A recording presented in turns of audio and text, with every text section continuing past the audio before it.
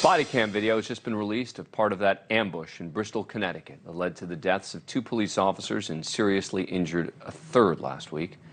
It started as the suspect lured officers to a home with a phony report. Officer shot, officer shot. Receive officer shot. 35-year-old Sergeant Dustin DeMonte and 34-year-old Officer Alex Hamzy were shot and killed Wednesday night. 26-year-old Officer Alex Ayarto was shot in the leg. Police say the 35-year-old suspect reported a fake domestic violence incident just to get police to come to his home.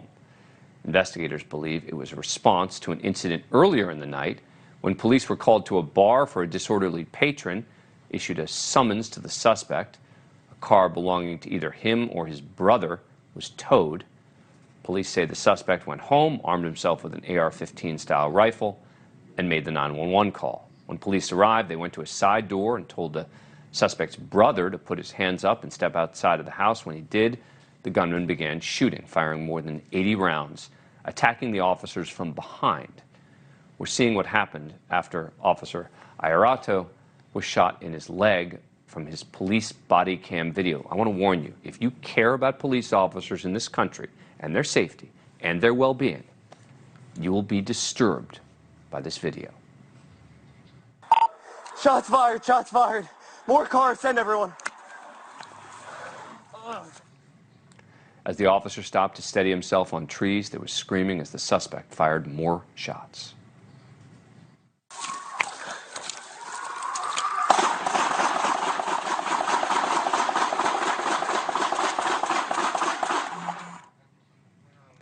Officer Ayarto made it to the cover of a police car, and then he saw the suspect.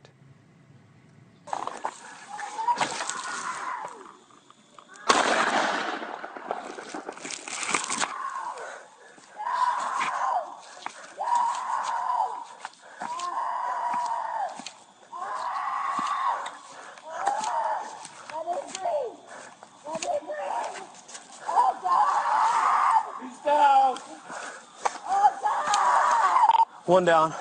Suspect down. The officer fired one shot, hitting and killing the suspect. Inspector General not releasing the body cam video from the fallen officers, saying it would be an invasion of their privacy. Sergeant DeMonte was a 10-year vet of the department, married, 2 small children, third on the way. Hamzy was an 8-year vet of the department. His father said his son was living his dream of serving in his hometown. The community came together last week for a vigil to honor the officers. Meanwhile, Officer Ayarto was released from the hospital Thursday as he continues to recover. Not surprisingly, the Inspector General says, based on evidence collected so far, that his use of deadly force was justified.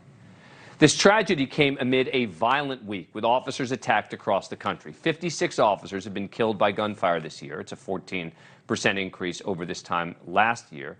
And the reason it's important to see the body cam footage is so people who know nothing about policing but spout off about it anyway can maybe understand how quickly officers have to respond in certain situations, how unpredictable policing can be.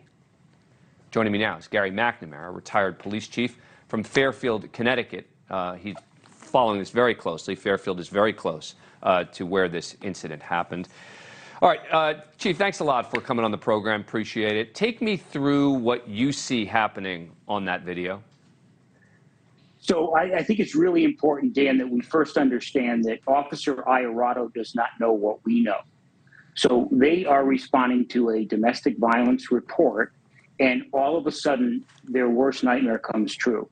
He runs and he flees. He assesses himself for injuries. He knows he's shot. Yet he knows that he has to try and eliminate the threat so that he can try and save his fellow officers. So it's important to note that. It shows strength, calmness, a sense of calmness under chaos. And for him to be able to take that one shot with a handgun is very significant. And the other point to note is the words he says is "send everybody." That's kind of like a telltale sign that he knows it's really, really, really bad. And he's just experienced his worst nightmare. Thankfully, he was able to survive and eliminate the threat. Otherwise, I would be very concerned that other officers might have been injured as well. You know, you bring up a really important point about him not knowing what we know now. And that is the case with almost every body cam footage that we look at, is that it's very easy to sit and make judgments about officers who have to make split-second decisions. And the reason I think it's so important for people to see something like this is opposed to a case where everyone is looking at it and evaluating, did the officer go too far, and this. You know, we can at least understand that in those cases, as in these cases, it is a split second for the officer to make that decision. Hands down, absolutely. And tragically, the two officers that were killed were in all likelihood dead before they responded to the call. Right. And the reason I say that is because it was a setup. They knew. Thankfully, he was able to react and survive. But you're absolutely right. These happen in an instant. And oftentimes we can look back at these videos and assume that, hey, I would have done this and I would have done that. They have no idea. I have no idea. All we can see is what Officer Iorato did with the facts that he had at hand at the moment in time that he took that action. Talk to me about the community there, particularly the police community. How are they dealing with this? Well, you know, it goes without saying. You know, I was with the chief of the Bristol Police Department a few weeks ago at an event, and I can tell you that he's a strong individual. He cares about the men and women of the department. But look, these officers most of them are homegrown. So they went to the high school, they went to the area. So they're what you want. You know, we always want our officers to be engaged in the community. And tragically, because they are so engaged in the community, I mean, they have families. Dan, this is going to get a lot worse with the funerals coming up. I mean, they have families, they're engaged. I think everybody's doing the best they can, and there's a lot of strength and support for the officers at hand. But this is a difficult time for anybody. And I want to be clear, this is one example.